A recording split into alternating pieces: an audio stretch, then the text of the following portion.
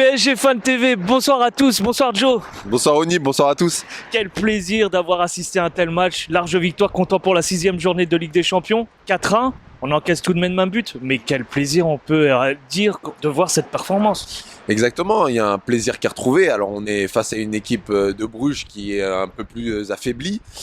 Mais clairement, et c'est le dénominateur, le détonateur, c'est notre milieu de terrain. On en revient en fait à ça. Tu sais, à Lens, c'était pas là pour faire un débrief. J'ai dit, vous mettez Paredes, Danilo, Verratti. Non les gars, on va pas aller loin. Et on n'est pas allé loin. J'ai dit qu'on allait perdre. Bah, à part la rentrée d'Mbappé, on n'était pas loin. On va revenir sur ce match. J'ai vu Wijnaldum, Verratti, Gay. J'ai dit ouais, là déjà t'as mis nos 3 meilleurs milieux et t'en as mis 2 qui vont en fait se porter sur l'offensif. Donc on va avoir une meilleure possession de balle et il va avoir du coup une transition qui va être meilleure pour nos attaquants. Et qu'est-ce qui s'est passé? Ben tu clignes des yeux, t'arrives un peu en retard. À 18h45, 18h46, bim, but d'Mbappé, tu reclines des yeux, 18h52, tac, t'as un autre but. On a déroulé en fait dans la surface et on a une grosse maîtrise du jeu. Donc clairement, non, c'est un plaisir, c'est un régal, mais c'était prévisible par rapport aux forces qu'on a mis en fait ce soir. N'es-tu pas étonné du choix de Pochettino de mettre Verratti en 6? On aurait peut-être tendance à penser que Gay soit à ce poste. Mais Verratti finalement il l'a pris et Gay un peu plus haut où il a pu distribuer. Ouais, j'ai été assez surpris, je t'avoue aussi de le voir après. J'ai vu qu'ils ont quand même en fait pas mal dédoublé parce que Verratti il a pu se projeter en fait un peu plus. Mais c'était intéressant justement de voir un milieu qui changeait et que voir une équipe de Bruges qui pourtant est connue pour avoir du coffre, qui a pas tenu la route. Et puis ça me fait aussi doucement sourire, c'est une petite vengeance personnelle. Quand les gens ont dit ouais, le PSG peut même pas supporter en fait un Bruges. J'ai juste dit que Bruges il nous avait cueillis à un moment où on avait des gens qui venaient qui avaient vraiment zéro automatisme et Bruges qui était à toute patate parce que les mecs ils avaient pas fait l'Euro, pas la Copa, rien du tout et ils nous avaient cueillis en fait à un moment qui était propice. Là aujourd'hui, on accueille en fait un Bruges qui n'avait pas les moyens et en plus, alors bon choix ou pas, mais Pochettino a mis une équipe ambitieuse alors qu'on avait strictement rien à jouer. Juste le fait de dire que, voilà, contre Manchester City, eux ils ont 12 points, nous on en a 11, on n'était pas bien loin au final et qu'on est deuxième de cette poule. Est-ce que tu n'as pas peur d'entendre que, vu que c'était un match sans enjeu pour nous, on était tout de même deuxième, que ça soit dans la victoire ou dans la défaite, que nos joueurs ont joué décomplexés? Ce serait, tu sais quoi, je te dirais que c'est presque tout l'inverse. C'est-à-dire que si les gens se disent, parce qu'on n'avait rien à jouer, du coup, ils ont joué sans complexe. Les joueurs du PSG, ils jouent pas avec complexe. Les joueurs du PSG, parfois, on peut croire qu'ils jouent en fait avec suffisance, mais ils jouent pas complexés. On sait contre une équipe de Bruges, tu pouvais justement dire qu'ils vont peut-être pas mettre ce qu'il faut. Mais là, ce soir, Mbappé, alors on sait que de manière générale, on n'a rien à lui reprocher dans le jeu, parce que Mbappé, pour moi, ça fait bien un an et demi qu'il a une constance dans le jeu qui est incroyable. D'ailleurs, c'est le meilleur passeur depuis plusieurs saisons. Là, il a fait encore une passe D.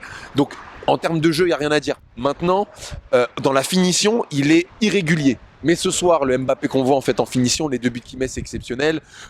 Di Maria, ça n'a pas fallu de grand chose. Messi a joué très juste. Donc non, ils ont été sérieux du début à la fin. Mais encore une fois, pour moi, c'est une question de schéma de jeu. C'est une question de schéma de jeu.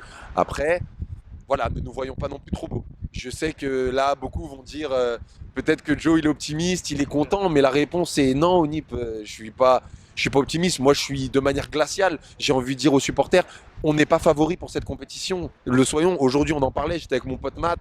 On se disait, faut pas qu'on tombe sur le Bayern. Et c'est une réalité. Cette équipe est plus forte que nous. Faut pas qu'on tombe sur Liverpool. Aujourd'hui, cette équipe est plus forte que nous. C'est des équipes qui ont des automatismes. C'est des équipes qui ont des grands coachs. Donc, juste soyons à notre place de personnes qui pouvons la gagner, mais qui aujourd'hui, en fait, on a une petite place une grosse place de gros challenger qui fait peur. Personne n'a envie de nous rencontrer, mais on n'est pas leader en fait sur cette compétition parce qu'on a en fait ces carences de milieu, parce qu'on a des joueurs qui sont pas fiables comme notamment Marco Verratti qui peut pas jouer tout le temps.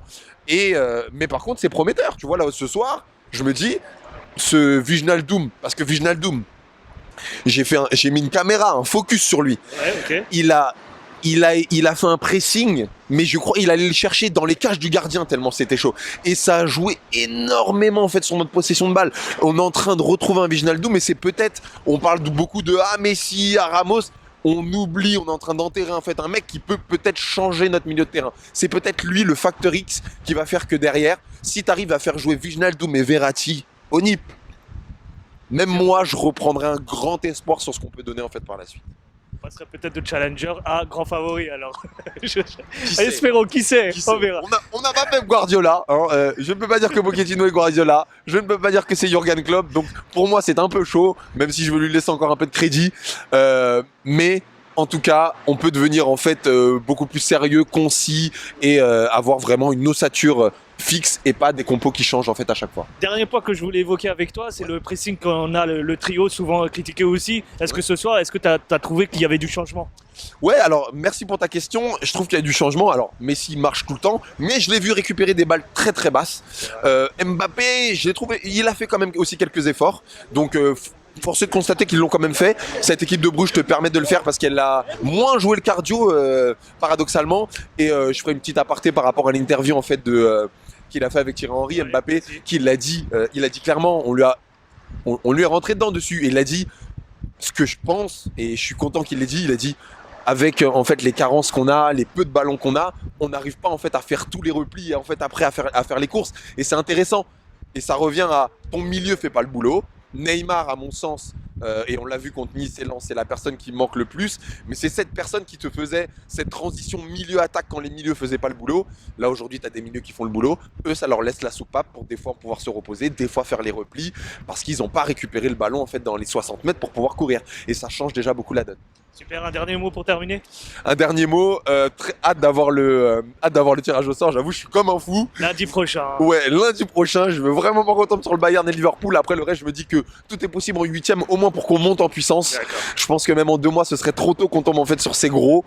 Mais voilà, je reste en fait confiant, mais je veux juste dire aux supporters, faut pas trop demander en fait à cette équipe parce que on a eu des grands noms, mais regardez en fait ailleurs, ne nous regardez pas que nous. Il y a des équipes en fait qui ont des effectifs beaucoup plus importants. Là, on voit des bons signes. Ils ont besoin d'être encouragés en fait sur ces moments-là et pas de les enterrer parce qu'on a fait un vieux match contre Lens. Là, on fait un bon match. Mais il y a encore beaucoup de choses en fait à faire qui peuvent être très belles avec Paris. Et aujourd'hui, ils nous ont montré que c'était possible. Super, merci à toi Joe. Merci.